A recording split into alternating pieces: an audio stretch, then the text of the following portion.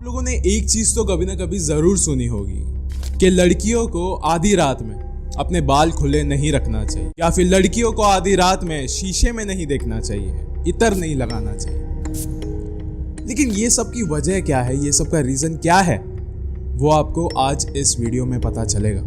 आज इस वीडियो में मैं आपको एक ऐसी बात बताने वाला हूँ जो आपको काफी देर तक शॉक में रख सकती है, क्योंकि ऐसी बातें ज्यादा बाहर आती नहीं है, एंड अगर आ भी जाती है तो लोग इसे मानने के लिए रेडी नहीं होते। उनको लगता है कि ये सिर्फ अफवाह है, ये सिर्फ कहानियां हैं। लेकिन आज मैं आपको जो बताने वाला हूँ वो सच है।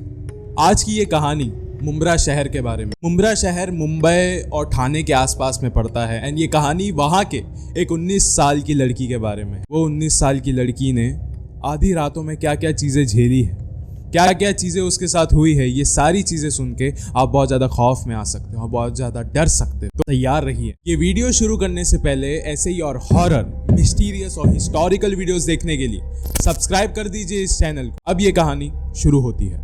ये कहानी शुरू होती है आज से 22 साल पहले, साल 2001 में, जहाँ पे मुंब्रा में एक मुस्लिम फैमिली रहा करती थी, जो कि सिर्फ एक 2 BHK का घर था, एक फ्लैट था, अपार्टमेंट। वहाँ पे 3 लोग रहा करते थे, तस्नीम, कैज और उनकी एक 19 साल की बेटी अमरीन। अमरीन एक बहुत ही ज्यादा खूबसूरत लड़की थी।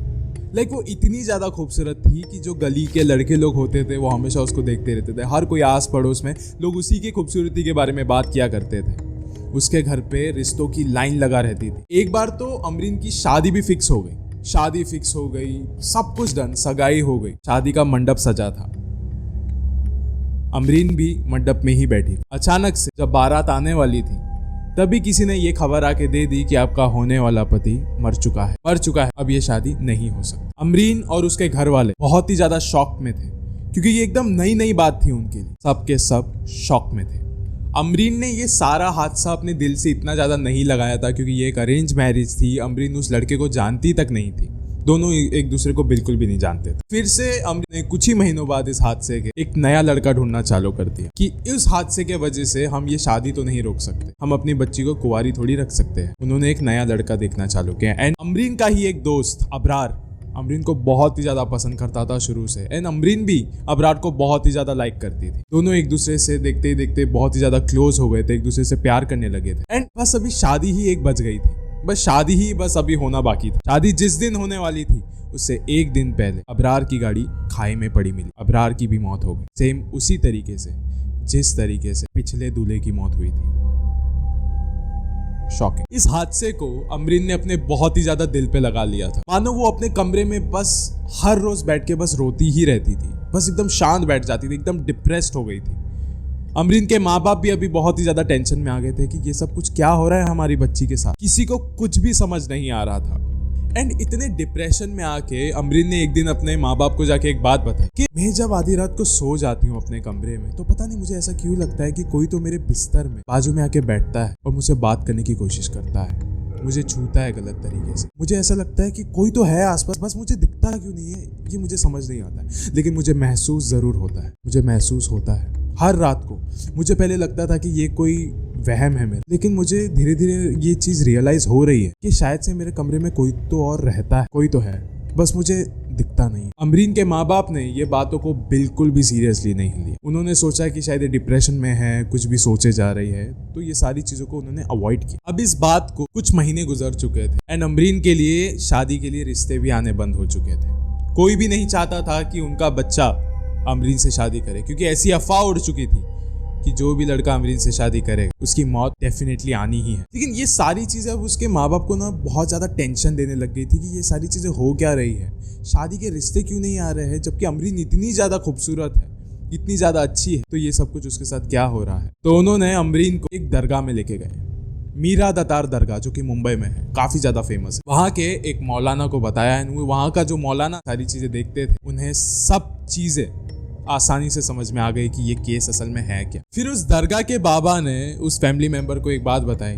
कि आपकी बेटी आपको इतने समय से, इतने महीनों से जो आपको बात कह रही है, वो सब बातें सच है। रात में उसके बिस्तर के बाजू में आके जो इंसान बैठता है, जो कि शायद से इंसान नहीं है, वो असल में एक जिन है, जो आपकी बेटी के प्यार में दीवाना हो चुका है, आपके बेटी से बहुत ज्यादा कनेक्टेड हो चुका है। आज से पहले आपकी बेटी की जितने भी रिश्ते टूटे हैं, जितनी भी शादियां टूटी है, जितने भी लोगों की मौत हुई है, वो सब के पीछे किसी और का नहीं, इसी जिन का हाथ है।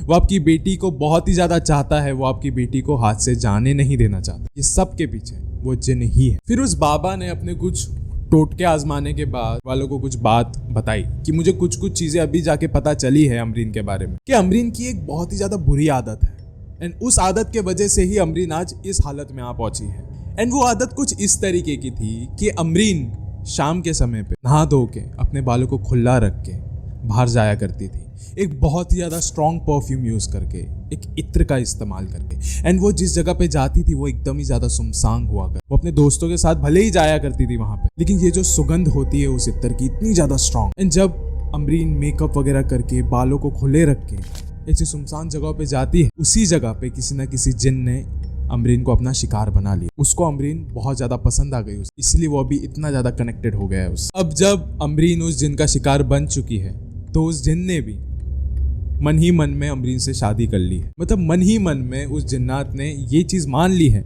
कि अभी अमरीन मेरी है, मैं जो चाहे इसके साथ कर सकता हूँ। एंड आज हर रात को जब भी अमरीन को ये चीजें महसूस होती थी तो वो जो जिन रहता है वो अमरीन के पास उसी फितरत के साथ आता है, एक पति के फितरत से, कि हाँ अब ये अमरीन मेरी है, मैं इसके साथ कुछ भी कर सकता हूँ, कुछ भी। तो उस मौलवी ने कहा कि अभी आपको जल्द से जल्द अमरीन का इलाज शुरू करना होगा, वरना वो जो जिन है वो और ज्यादा अट्रैक्टेड होता जाएगा अमरीन के साथ, वो उसको किसी और की होने नहीं देगा या फिर वो खुद अमरीन की जान ले लेगा। तो आपको जल्द से जल्द कुछ ना कुछ तो जरूर करना पड़ेगा। ये बातें सुनने में बहुत ही ज्यादा अनरियल लगता है, ऐसा लगता है कि ये सिर्फ एक कहानी जैसा साउंड कर रहा है, ये चीजें सिर्फ मन घड़न है, ऐसा रियल में नहीं हो सकता। लेकिन एक बात सुन के मुझे भी ताजुब हुई थी कि ये बातें असल में सच है। ऐसी बहुत सारी धार्मिक किताबों में भी लिखा गया है कि ये जो जिन होते हैं, जो जिन्नात होते हैं, ये भी अपनी फैमिली शुरू कर सकते हैं। ये जो स्पिरिट्स होती है, ये जो आत्मा होती है, किसी के भी साथ अपना संबंध बना सकती है, अपने रिश्ते बना सकती है, अगर उनकी इच्छा हुई तो ये पॉसिबल है। एंड जो भी चीज़ें उन धार्मिक किताबों में लिखी गई थी वही चीज़ अमरीन के साथ हुई। सेम टू सेम केस था अमरीन का, जो भी चीज़ें थी। आज इस बात को 22 साल गुजर चुके हैं। अमरीन की उम्र 42 साल है एंड अमरीन आज भी कुंवारी है, उसकी शादी नहीं हुई, उस जिन ने शायद से खरने ही नहीं दी। उस 19 साल की लड़की की जिंदगी बर्बाद हो गई थी उसी दिन के बाद जब उस जिन का पहली बार सामना हुआ था अमरीन के साथ। आज भी वही बात बताई जाती है कि अमरीन आज भी उस जिन का सामना करती है हर रात को। आज भी आता है अमरीन के बिस्तर पे बाजू में सिर्फ बैठने और उससे बात करने। क्या पता और भी बहुत सारी चीजें होगी जो हमें बताया नहीं गया, या फिर हमें सुनने नहीं मिली, या फिर उस फैमिली मेंबर्स ने हमें बताना नहीं समझा।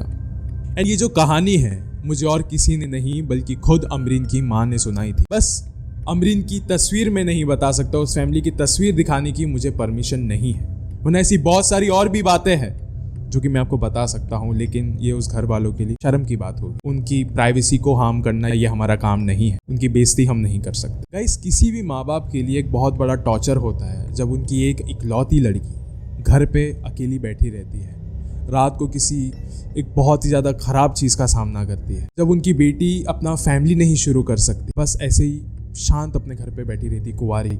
तो माँ बाप के लिए एक बहुत बड़ा टॉर्चर होता है, बहुत ज़्यादा उनको भी दुख होता है।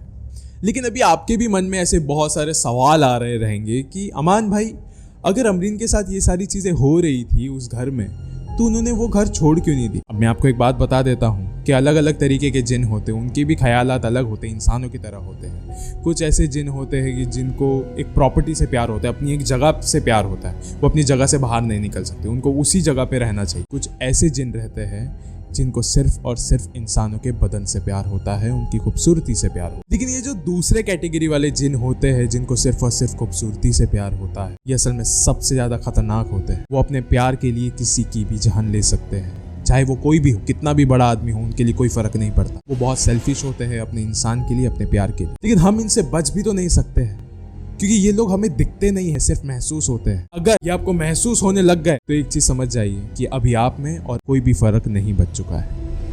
क्योंकि ये जो जिन्नात होते हैं, ये जो शैतान होते हैं, ये जो खबीस होते हैं, ये एक इंसान को तभी महसूस हो सकता है जब वो आपसे बहुत ज्यादा करीब हो चुके होते हैं, या फिर वो खुद चाहते हैं कि हाँ अब ये मुझे भी महसूस करे। अगर आप उन्हें महसूस कर सकते हो तो भी इनसे बच के निकलना बहुत ही ज्यादा मुश्किल होता है, जैसे अमरीन का था।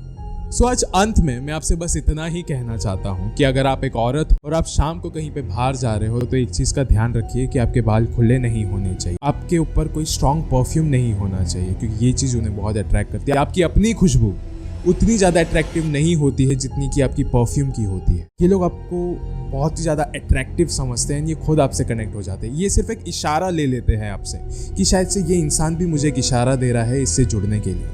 एंड अगर आप किसी भीड़ जैसी इलाके में जा रहे हो तो ठीक है, वहाँ पे आप इत्र लगाइए, कुछ भी करिए, कोई दिक्कत नहीं होगी। लेकिन अगर आप किसी वीराने जगह पे जा रहे हो जहाँ पे अंधेरा है एंड वो भी रात, संभल के रहिए, इत्र ना ही लगाइए तो ज़्यादा बेहतर होगा, वरना क्या पता अगली कहानी आपकी ना बन जाए।